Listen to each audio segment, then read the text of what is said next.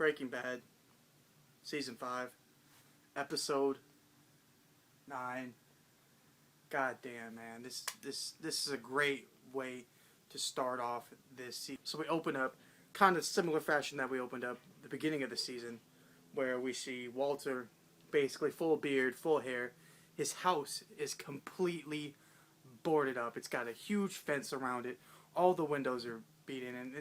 And when I'm watching this, the only thing I could think of is what's going on with Walt's family. Is his family dead? Honestly, like, did they just come and kill everybody in his family? Well, goes into his car. He's got the M60, pulls out a crowbar, basically breaks into the boarded up house, and he goes in there. And when you go in there, it's just completely dark, pitch black inside.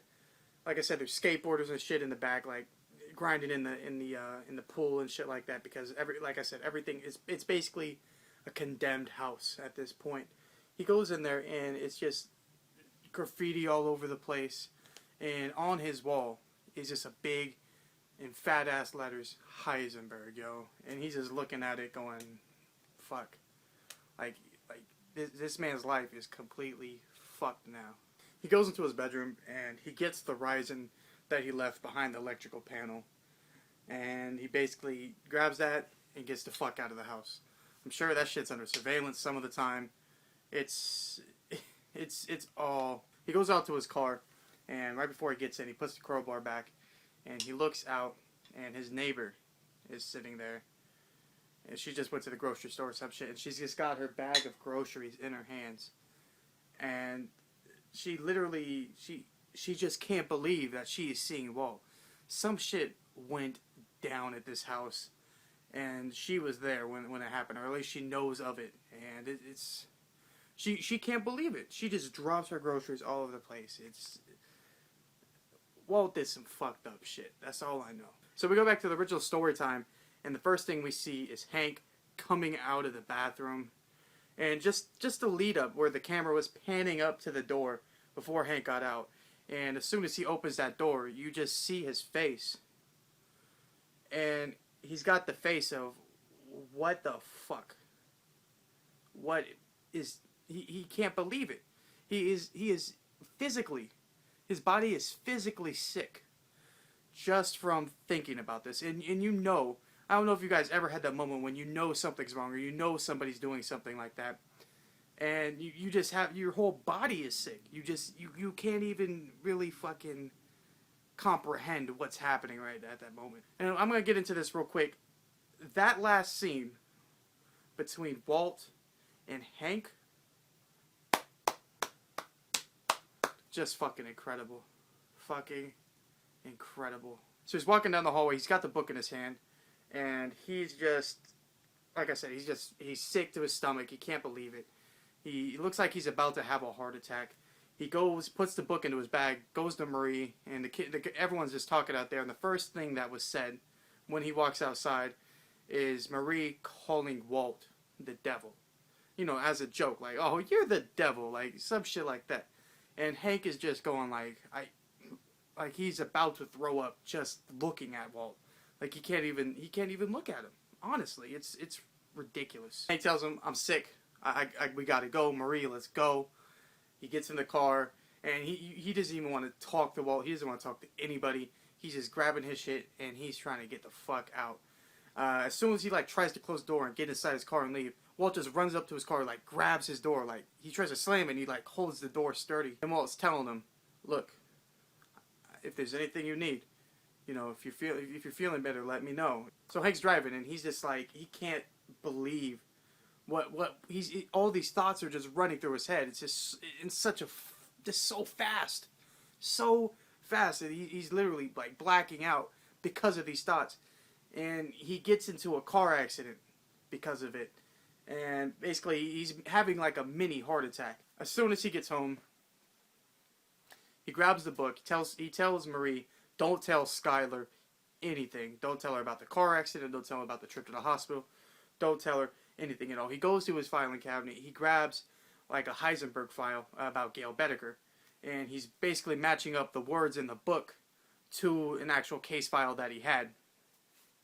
And everything is just matching up perfectly. The W's, the stars, the R's, and shit like that. Everything is lining up perfectly, and he just gets more and more physically sick when he's thinking about how a man who he confided in, who he's had into his house, would do something this dirty to him. How he could do something like this and thinking he was going to get away with it. Then we go to the car wash, and Walt is basically trying to run the car wash, talking about, hey, let's move the car fresheners that smell like bubblegum next to the ones that smell like tropical, or let's move them far apart on the opposite spectrum and shit like that. Because, you know, Walt's real anal about his shit, and when he wants something done, he's got to have it done the exact way. And while he's talking to Skyler, and he goes inside, he's talking about how he wants to buy more car washes because they're able to launder the money. They need to have more revenue from different car washes so they can launder all the money that they have. Basically telling her there's no way we can launder it all in one car wash. I mean, there's so much money. There's literally like, you know, I don't know, maybe like $500 million that he has.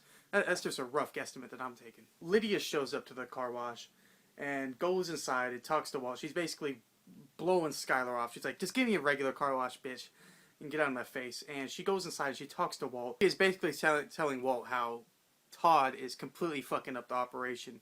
How it's going from 96% quality to only 68.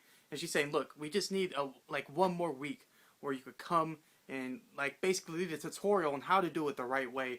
Because obviously she's losing a lot of money and she's getting put under the radar by the people that she works for. And there was a thing where she said that there's multiple layers of this. There's so many people that are going to be losing money. So many people that basically to come after Walt because he's not delivering the product. Like, once, what do they say? It's like, once you're in, you don't get out. Well, it was Walt thinking. He'd think he was just going to be like, I'm out, done.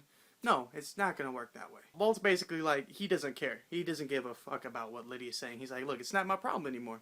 Honestly, I don't care. Do whatever you gotta do, because it's not gonna fall on me. So he tells Lydia to leave. She leaves, and Skyler follows her out and tells that bitch, leave, get the fuck out, never come back. That was a beast-ass moment by Skyler. She was like, man, this is my husband. This is my life and shit. You don't come back and try to fuck with my shit. We go back to Hank, and he's outside. He's just drinking some, like, tea. And he's basically telling Marie he's not going into work. And, who could blame him? You know, with everything that he now knows, there's no way he can even function right as a person. He has a bunch of files from the Heisenberg case. Everything from Gus to Tuco to the mask that they found at Walt's elementary school to Gail to Mike. Anything and everything that he has ever gone through, he's looking at right now, comparing it and trying to put all the puzzle pieces together to figure out this is indeed fucking Walt. And the whole time he's doing it, he's still just like in complete shock. He's not talking to anybody. I don't even think he can talk to anybody about this shit. It's that much of a burden on him. And at the end, while he's going through everything, the last picture he sees, or the last item he goes through, is that Mexican drawing of Heisenberg. Just with the mask, the hat, the glasses, and Hank is just like, oh, fuck, man. We cut back over to Jesse, Skinny P, and Badger, and they're just chilling, smoking some weed, and they're talking about some Star Trek shit, how Spock and like the Doctor shit are like eating pie, and one of the guys like transferring pie to outer space. It's just some weird shit that you always talk about when you're smoking weed, yo. And Jesse's just still tripping over this money that Walt gave him, like. Takes his blood money. He doesn't want this money. You could clearly tell. So he goes and takes the money to Saul. And you know how Saul is. He's basically sitting in the waiting room, just chilling, and nobody's like talking to him. You know, the big black security guards are sitting there like fucking not doing anything, and so is the white lady that he has behind the desk. They're both just like, oh, wonder what you're waiting for. And so Jesse just starts sparking up a doobie just right in front of everybody that's in there. Like, there's other people with their kids and stuff in there trying to see Saul.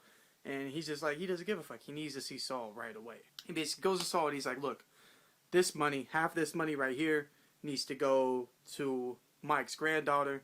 You know, she needs to be taken care of. and the other half needs to go to the kid that they killed. And Saul's just like, man, what are you talking about? We can't just give that shit away. That's like, number one, Mike's granddaughter is gonna get the money all taken from her. There's no way, like, the feds already took her money twice.